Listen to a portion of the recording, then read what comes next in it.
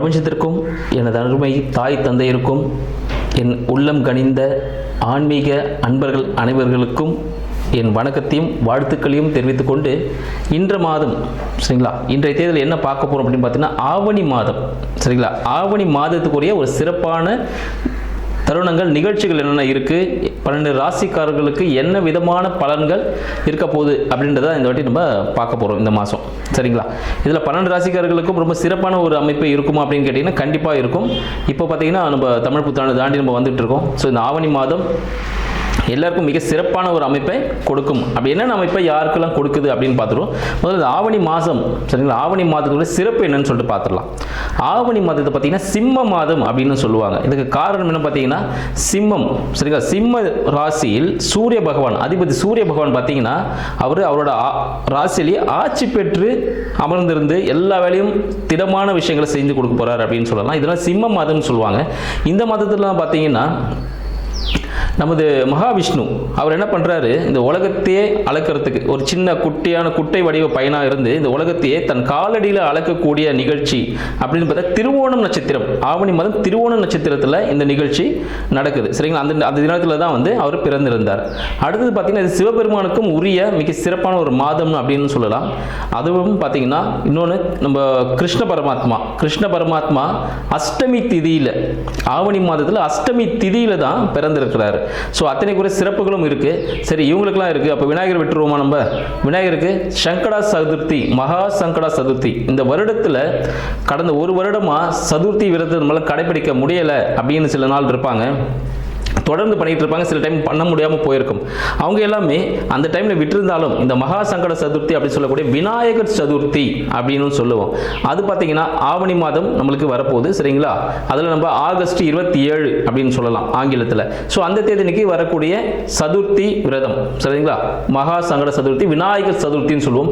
So Vinayagar முழு முதற் கடவுள் விநாயகரை வழிபட்டு நம்ம செய்யக்கூடிய அனைத்து செயல்களும் சிறப்பாக இருக்கும் அப்படின்றது நம் முன்னோர்கள் நம்மளுக்கு கொடுத்த ஒரு அருள்வாக்கு அப்படின்னு சொல்லலாம். இத்தனை மிக்க சிறப்பான ஆவணி மாதம் நமக்கு 12 ராசிக்காரர்களுக்கும் எந்த விதமான பலன்களை கொடுக்க போகிறது அப்படின்ற விஷயத்தை நம்ம தனித்தனியாக பார்த்துருவோம். இதில் யாருக்கெல்லாம் சிறப்பாக இருக்குது, என்னென்ன முன்னெச்சரிக்கை நடவடிக்கைகள் யாரெல்லாம் எடுத்துக்கணும், யாருக்கெல்லாம் தன வரவுகள் அதிகமாக இருக்குது அப்படின்ற விஷயத்தையும் நம்ம தெளிவாக பார்க்க போகிறோம். மகர ராசி அன்பர்களுக்கு அடியேனின் வணக்கம். மகர ராசி அன்பர்களுக்கு இந்த சிம்ம மாதமாகிய ஆவணி மாதம் எத்தகைய பலன்களை தரப்போகிறது அப்படின்றத இன்னைக்கு நம்ம பார்க்கலாம் சரிங்களா. மகர ராசி மிகவும் சாந்தமான ராசி அப்படின்னு சொல்லலாம். இவங்க எதையும் விட்டு கொடுக்கக்கூடிய மனப்பான்மை உடையவர்கள் இந்த மகர ராசி அப்படின்னு சொல்லலாம். பல திறமைகளுக்கு அதிபதியும் இவர்களே சரிங்களா. எதுவாக இருந்தாலும் பார்த்தீங்கன்னா இவங்களுக்கு வேணும்னா சில விஷயத்தை செய்வாங்க, வேண்டானா அவங்கள உடனே கட் பண்ணிடுவாங்க. இந்த விஷயங்கள்லாம் இதில் ரொம்ப உன்னிப்பாக எதுவும் தேவையில்லாமல் சில நட்புகளை இவங்க களைய மாட்டாங்க. எதாக இருந்தாலும் பொறுமையாக வெயிட் பண்ணி பார்த்து கடைசி நேரம் வரைக்கும் இருந்துட்டு அதுக்கப்புறமா தான் வேண்டாம் அப்படின்னு முடிவெடுக்கக்கூடிய ஒரு பொறுமைசாலி யாருன்னு பார்த்தீங்கன்னா இந்த மகர ராசி அன்பர்கள் சொல்லலாம். இந்த மகர ராசி அன்பர்களுக்கு இந்த ஆவணி மாதமாகி சிம்ம மாதம் எப்படி இருக்க போகிறது அப்படின்றத பார்ப்போம். இந்த மகர ராசி அன்பர்கள் எப்போதும் ஒரு புதிய முயற்சியில் ஈடுபடக்கூடிய தருணமாக இந்த ஆவணி மாதம் விளங்குகிறது சரிங்களா. இந்த மாதத்தில் இவர் என்ன பண்ணுவார், புதுசாக ஏதாவது முயற்சி பண்ணுவார். என்ன முயற்சி பண்ணுவார், அப்பாவுக்கு ஏதாவது விஷயங்கள் செய்யலாம், இல்லை இவருக்கு பிடிச்ச சரிங்களா இவர் விரும்பக்கூடிய இஷ்ட தெய்வங்கள் கோவில்கள் தரிசிக்க செல்லலாம் அப்படின்னு சில விஷயங்கள் இருப்பார். இல்லைன்னு பார்த்தீங்கன்னா தம்பி சம்பந்தப்பட்ட விஷயங்கள், தம்பிக்கு ஏதாவது செய்யலாம், தங்கச்சிக்கு ஏதாவது செய்யலாம், இல்லை அவங்களுக்கு ஏதாவது முயற்சி பண்ணி அவங்க ஒரு வாழ்க்கையில் நல்லபடியாக கொண்டு வருவோம் அப்படின்னு சொல்லிட்டு. அப்படி இல்லை கம்யூனிகேஷன் துறையில் சரிங்களா, கம்யூனிகேஷனில் ஏதாவது ஒரு சாதனை செய்வோம்னு சொல்லிட்டு அந்த விதமான ஒரு முயற்சியில் இருக்கக்கூடிய ஒரு காலகட்டமாக இந்த ஆவணி மாதம் அமைய போகுதுன்னு சொல்லலாம். சரி, இவருக்கு படிப்பு எப்படி இருக்கும், குடும்ப சூழ்நிலை எப்படி இருக்கும் அப்படின்னு பார்த்தீங்கன்னா படிப்பு மிக ஒரு மந்தமான நிலையை கொடுக்கும்னு சொல்லலாம். அந்தளவுக்கு ரொம்ப மந்தமாக இருக்காது, ஓரளவுக்கு ஆவரேஜ் ஸ்டூடெண்ட்டாக இருப்பாங்க. ஆனால் இந்த ஆவணி மாதம் அவங்களை எதுவும் போயிட்டு நம்ம தொல்லை பண்ண வேண்டாம், நார்மலாக பிக்கப் ஆகிடுவாங்க, ஒன்றும் பிரச்சனைகள் இல்லை சரிங்களா. அடுத்து பார்த்தீங்கன்னா வருமானம் எப்படி இருக்கும் அப்படின்னு சொல்லிட்டு பார்த்தீங்கன்னா வருமானம் நன்றாக வரக்கூடிய ஒரு காலகட்டம் அப்படின்னு சொல்லலாம். சரி, வக்ர நிலையில் இருக்காரு. ஸோ சனீஸ்வர பகவான் திரும்பி வக்ர நிவர்த்தி ஆகும்போது பணம் நல்ல முறையில் நல்ல இன்கம் உங்களுக்கு வரும்னு தெளிவாக நம்ம சொல்லிக்கலாம். அடுத்து இவங்களுக்கு வீடு வண்டி வாகனம் சார்ந்த விஷயங்கள் எப்படி இருப்பதா மிக அனுகூலமான ஒரு நிலையை கொடுக்கும். வீடு வண்டி வாகனங்கள் இவங்களுக்கு பாக்கியமாகவே இருக்குது. இவங்க தந்தையை தினமும் ஏதாவது ஒரு பொருள் வாங்கி கொடுத்து அவரை சந்தோஷப்படுத்தினாலே இவங்களுக்கு ஒரு பாசிட்டிவான விஷயம் நடக்கும். மற்றவங்களாவது இந்த கோயிலுக்கு போகணும் பண்ணணும் அப்படின்லாம் இருக்குது. ஆனால் இவங்களுக்கு அது மாதிரி விஷயங்களே இல்லை. இவங்க ஒன்றுமே இல்லை. அவங்க வீட்டில் தந்தை இருக்காருன்னா அவருக்கு சின்ன ஒரு கிஃப்ட் வாங்கி கொடுத்தாலே இவங்களுக்கு என்ன நடக்கும், ஒரு பாசிட்டிவான ஒரு விஷயம் இவங்களுக்கு கிடைக்கக்கூடிய ஒரு காலகட்டமாக இருக்கிறது. தந்தை இல்லை அப்படின்னா தந்தையை யாரை நினைக்கிறோமோ சரிங்களா, அவருக்கு அந்த விஷயங்களை செஞ்சு கொடுக்கறது மூலமாக அவங்க விஷயத்தை சாதிக்கலாம் அப்படின்னு சொல்லலாம். இன்னைக்கு திருமண காலத்திற்காக காத்து கொண்டிருக்கும் மகர ராசி அன்பர்கள் சரிங்களா, திருமணத்துக்கு அதுக்கு மகர ராசி அன்பர்களுக்கு காதல் திருமணம் ஏற்படுவதற்கான வாய்ப்புகள் உண்டு சரிங்களா. காதலிக்க பெண்கள் முன் வருவார்கள், ஆண்களும் முன் வருவார்கள். யாராவது ஒருத்தர் ப்ரப்போஸ் பண்ணக்கூடிய காலகட்டமாக இந்த மகர ராசி அன்பர்களுக்கு இந்த சிம்ம மாதம் விளங்குகிறது. நிறைய லவ் ப்ரப்போசல்ஸ் வரதுக்கான வாய்ப்புகள் உண்டு. காதல் திருமணங்கள் அதிகமாக நடக்கக்கூடிய ஒரு தருணமாக இந்த ஆவணி மாதம் திகழ்கிறது மகர ராசி அன்பர்களுக்கு. அதனால பார்த்தீங்கன்னா உங்களுக்கு விருப்பம் இருந்துச்சுன்னா கல்யாணத்துக்கு வெயிட் பண்ணிருக்கோங்க, கல்யாணம் பண்ணிக்கோங்க. ஒரு நல்ல விஷயமே நல்லபடியாகவே திருமணம் நடக்கும் அப்படின்னு சொல்லிக்கலாம்.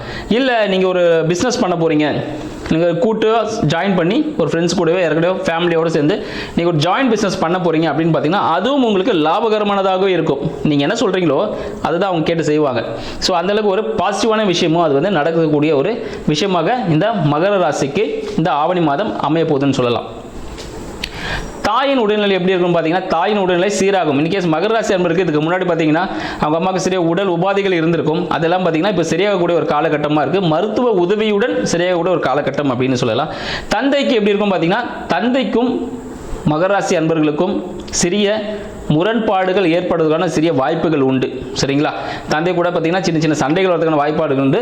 அதனால் பார்த்தீங்கன்னா அந்த விஷயங்களை கொஞ்சம் பார்த்து நீங்கள் பக்குவமாக கையாளுந்தால் வீட்டில் ஒரு சுபமான நிலை. ஏன்னா சொன்னேன் தந்தைக்கு சில விஷயங்கள் நல்லா செஞ்சு கொடுக்கும்போது உங்களுக்கு என்ன நடக்கும், ஒரு ப்ளஸ் நடக்க போகுதுன்னு சொல்லியிருக்கேன்.